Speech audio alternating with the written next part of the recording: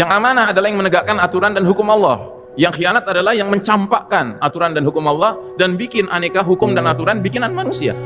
Itu namanya khalifah yang khianat, Pak. Siapapun dia. Makanya Ibnu Taimiyah rahimahullah, ketika Mongolia masuk menyerbu ibu kota kita, Pak, waktu itu ibu kota khilafah adalah Baghdad. Mereka bantai kaum muslimin, menurut satu riwayat sampai 200.000 orang tewas. Menurut riwayat yang lain 400.000. Ya Rabbi bil Mustafa balligh maqasidana.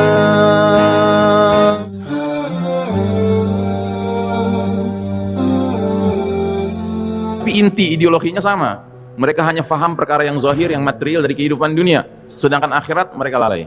Ya. Maka faham mereka adalah faham materialisme, faham sekularisme. Ya, sekuler itu artinya dunia, Pak. Ya. Nah, akibatnya umat manusia tidak lagi hidup di bawah naungan sistem iman tauhid yang lurus dan penuh keberkahan. Tetapi mulailah umat Islam, umat manusia maksudnya, hidup di bawah naungan sistem kafir syirik. Ya, sudah barang tentu.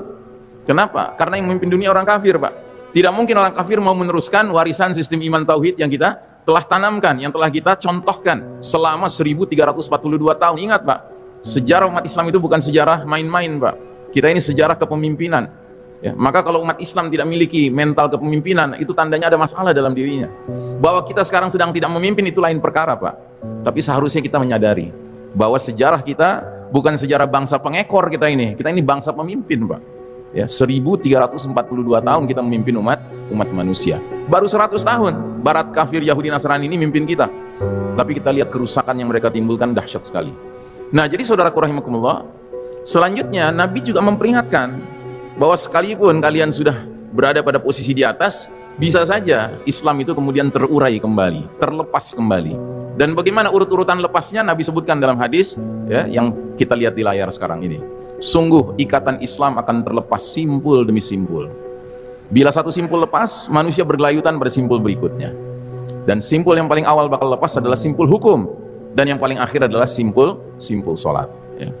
Karenanya musuh-musuh Islam itu sangat tidak ingin umat Islam itu berpikir menegakkan hukum Allah Ta'ala, hukum Islam. Kenapa? Karena itu simpul yang paling mengikat kita, Pak. Ya. Makanya hari ini bahkan Muslim sendiri yang mengatakan bahwa sudahlah, kita nggak usah berpikir menegakkan hukum Allah. Gitu. Manusia juga cerdas zaman sekarang. Kita bisa bikin rumusan hukum menurut manusia. Ya. Padahal Allah menawarkan hanya dua pilihan dalam surat Al-Maidah ayat 50. Afa hukmal jahiliyyati yabghun wa man ahsanu minallahi hukman liqaumin yuqinun. Apakah hukum jahiliyah yang manusia kehendaki? Dan hukum siapakah yang lebih baik daripada hukum Allah bagi kaum yang yakin? Ya.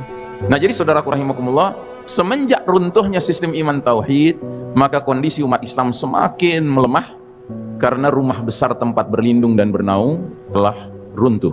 Ya. Komitmen terhadap dinul Islam semakin luntur. Bukan saja hukum Islam sebagai simpul yang paling awal sudah terlepas, sudah ditinggalkan, bahkan tidak sedikit dari kaum muslimin yang terang-terangan meninggalkan simpul yang paling akhir, yaitu sholat. Ya. Hari ini mencari orang mengaku muslim tapi tidak sholat, sulit apa mudah, Pak? Mudah sekali. Ya. Nah, jadi saudaraku rahimakumullah, begitu sistem iman tauhid yang merupakan rumah besar tempat berlindung umat Islam runtuh, maka kaum kafir Yahudi dan Nasrani leluasa melancarkan program yang namanya Ghazwul Fikri. Ghazwu artinya perang, Fikri artinya pemikiran. Orang Barat menyebutnya the battle of minds and hearts, pertarungan memperebutkan hati dan pikiran manusia. Jadi apa yang dilakukan? Mereka menggunakan semua sarana dan prasarana mereka, khususnya di bidang komunikasi dan informasi, untuk menyesatkan cara berpikir umat Islam khususnya. Kenapa?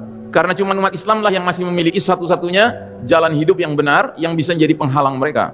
Sistem kafir syirik ini cuma satu penghalangnya, yaitu dinullah al-Islam. Dan Allah sudah nyatakan di dalam surat Al-Maidah ayat 3, Al-yawma ya'isal ladzina kafaru min dinikum fala takhshawhum wakhshawun. Pada hari ini telah berputus asa orang-orang kafir mengalahkan agama kalian. Maka jangan takut pada mereka, takut kepada aku, kata Allah Ta'ala. Nah, jadi saudaraku rahimakumullah, Ghazwul Fikri ini dilancarkan untuk membuat umat Islam mengikuti way of life mereka, jalan hidup mereka, sambil memastikan umat Islam benar-benar meninggalkan Islam sebagai petunjuk hidup. Mereka pastikan umat Islam tidak lagi berpikir perlunya menegakkan sistem iman tauhid. Di negeri ini, Pak, tidak perlu orang kafir lagi yang teriak-teriak, nggak perlu menegakkan khilafah, bahkan muslim.